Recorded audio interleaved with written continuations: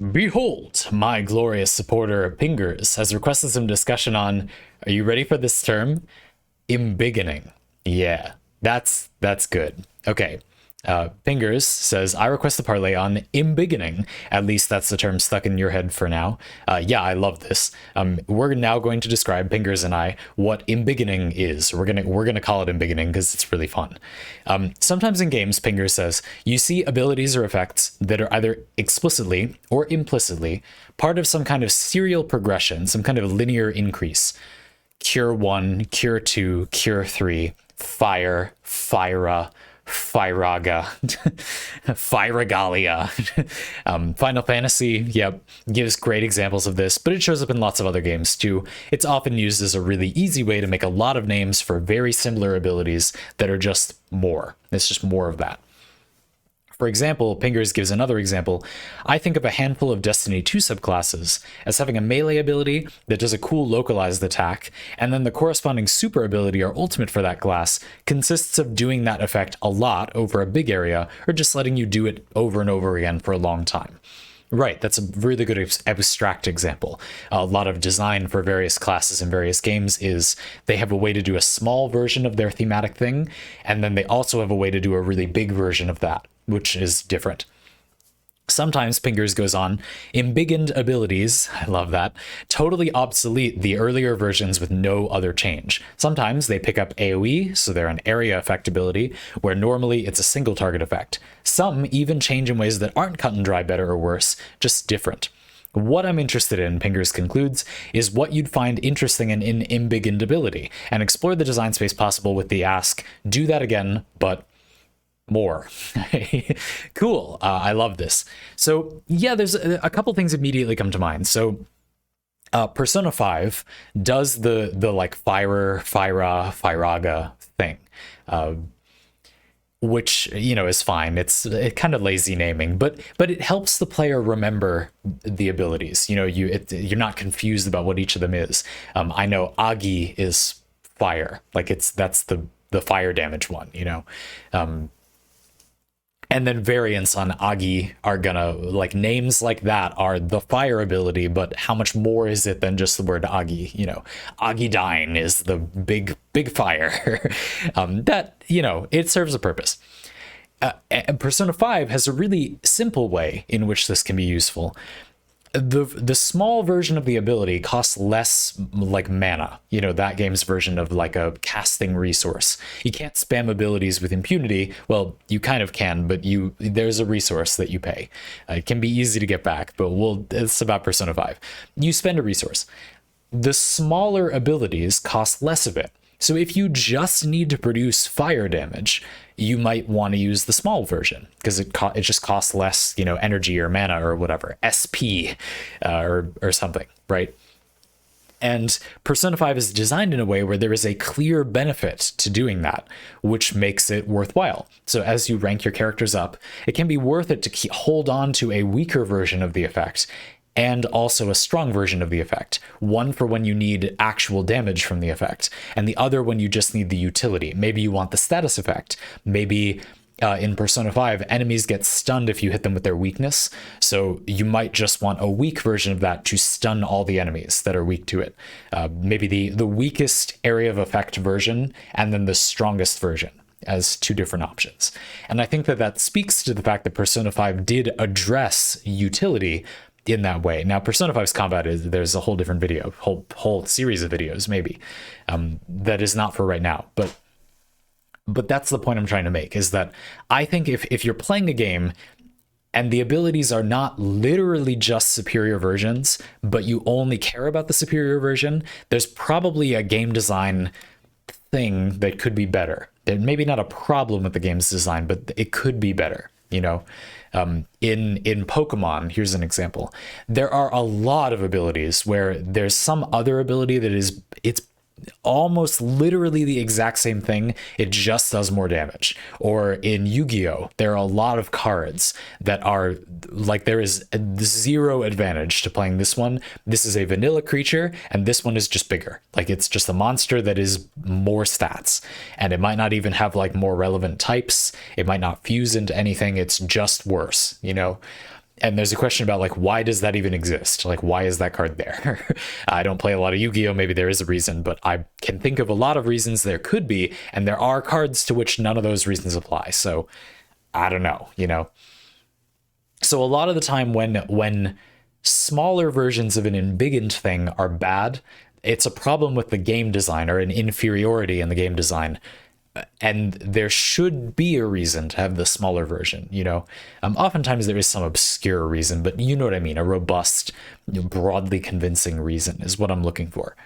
Let's talk about a few other things that could be good. There are games where you don't want to kill enemies. Persona 5 actually does that. There are reasons why you might not want to finish off an enemy. D&D comes to mind, actually, where sometimes you desire to not kill something, but incapacitate it. And a lot of the time, you know, your dungeon master will say, you know, you're capable of using non-lethal force, but with a spell, it can be hard. That's debatable. If I was your dungeon master, I would rule that if it's a spell, I mean, it produces a set amount of force, so you can't just make it be less. If that amount of damage kills the target, they die, you know, they're dead. If you shoot an Eldritch Blast and they don't have enough health to survive it, you can't just like make them survive it. They die. Like you hit them with a laser and they get it, they are ash, you know.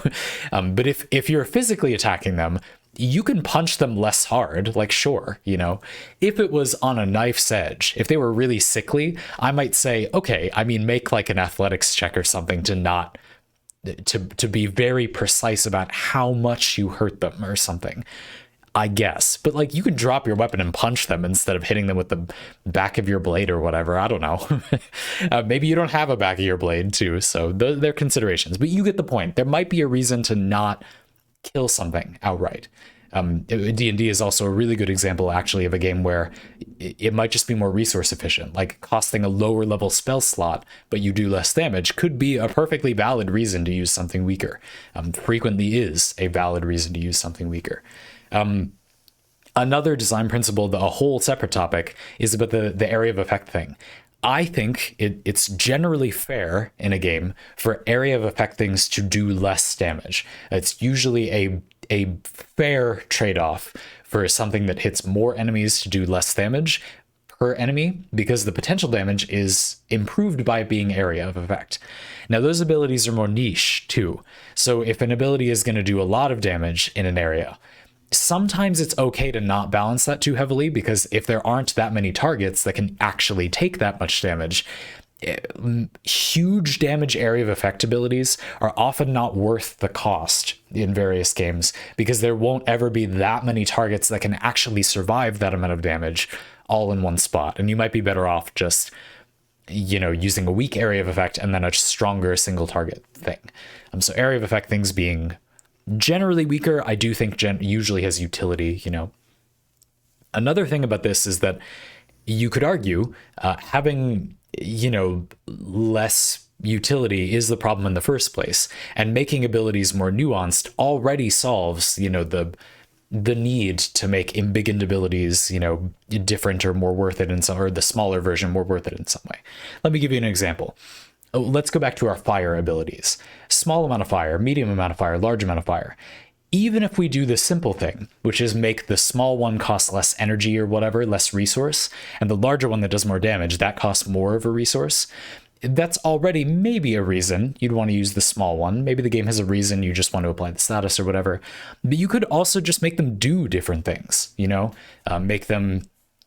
Oh, so for example, the small one has a good chance to burn the target, but doesn't do as much damage but then it costs less, you know, mana or whatever.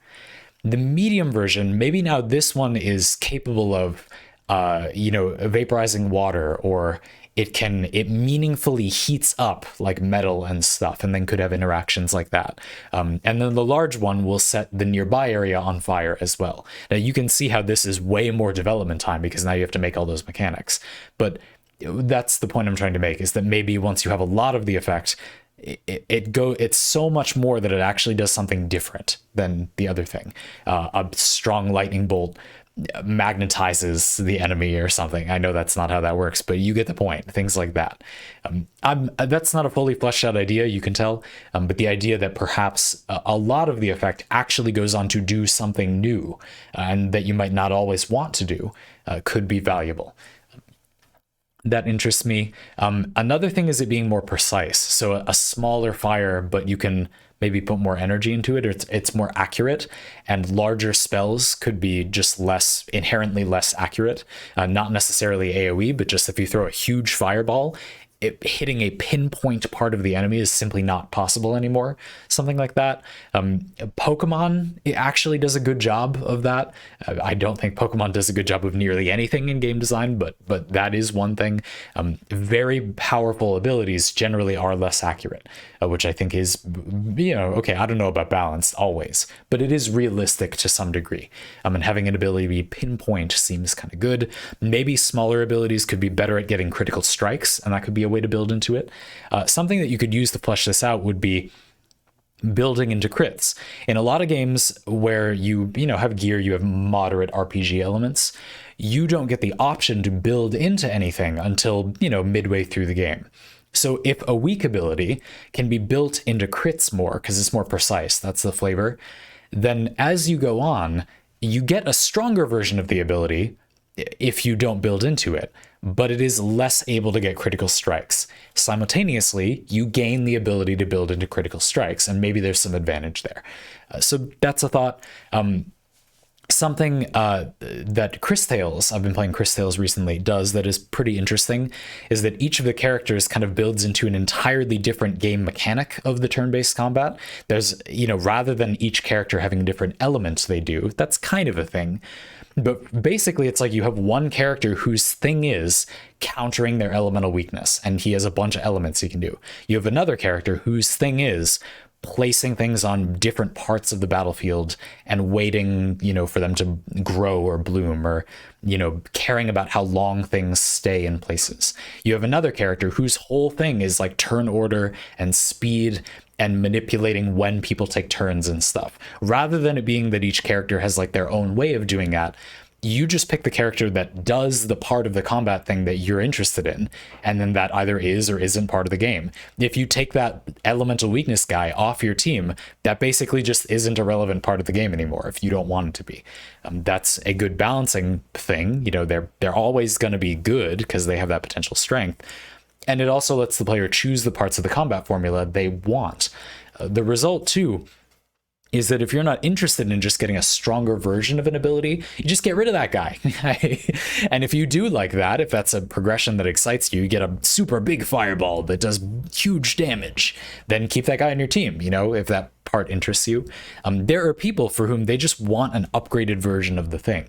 There's a flip side to this too. There is the idea that you don't want to make things change as they get more powerful, because if the player likes the initial version, and then the embiggened version is different, does something different, the player can't use what they like anymore because now the damage doesn't keep up with the level of the enemies or something, So that's a drawback. You don't necessarily want the embiggened version to do something that different per se. I like that kind of precision one because they are kind of just better versions of each other, but then you can build into this specific thing for the crit one. That's a thing, maybe, I don't know. You could do a mechanic like you can only spend a certain amount of mana every turn. Something I've always found interesting is the Fate franchise kind of has this idea that your magic circuits, or your output for magical energy, has a cap. You can only put out so much at a time. So if you cast spells that use less, you can maybe do more of them, maybe quicker. You could flavor this, I'm thinking of like Dungeons and Dragons, as like if you use a weak enough spell, you could possibly learn to just do more of it. You cast 3 first level spells instead of 1 5th level spell or something, because you just don't need all the energy coming out at the same time. You have it free to do some more, provided that you can cast it quick enough, which maybe you can, depends how it's cast, something like that. For flavor, that's a little abstract. Again, that feels maybe a little overpowered depending on how it's balanced. Again, in D&D, like I wouldn't, if you're a DM, maybe don't do that. Like it's probably really broken. But what could be cool is that it leads to combos. You can make a spell slinger playstyle in your RPG or whatever, where because you don't need to output as much energy at once to do this little fire spell, you can add in a little, you know, water spell or something and get some kind of combo there. Vaporize and Genshin, in Genshin Impact, something like that. And then rather than doing one big fireball, you can do, you know, water and then lightning and then fire in a row and get some combos with them or whatever. And then if you just want damage, you can do the big fireball. But if there's some combo the enemy is vulnerable to, you can spell sling all these little spells and then you get this interaction. That could be maybe some design space. I haven't seen that particular thing particularly often before. There are games like, World of Warcraft comes to mind, where a bigger damage spell does tend to have like a longer casting time, but there isn't any, besides like it being mathematically good in your rotation, there isn't any special combo to casting a bunch of little spells unless there is one hard-coded in. It's not like there's different elements that stay on the enemy and then you combine them or something. But that could be an interesting mechanic. That's probably the most original idea in here so far, but from my experience. So that would be cool. That was a bunch of ideas for 15 minutes or so. What else? What else did I want to say? There is a question in this little segment about whether there should even be a need. A lot of games, I think, that have levels, there is a question about whether there is any point in there being like levels to the game. A lot of time, I think it's really tone breaking. Sometimes it's weird to have it be, you know, I went to this region. Why are enemies here so much stronger than where I was before? You know? And of course, you don't generally go back to where you were before. So does it matter that these enemies are higher level? Like now we're higher level, so we can fight these enemies that are like harder for no explained reason.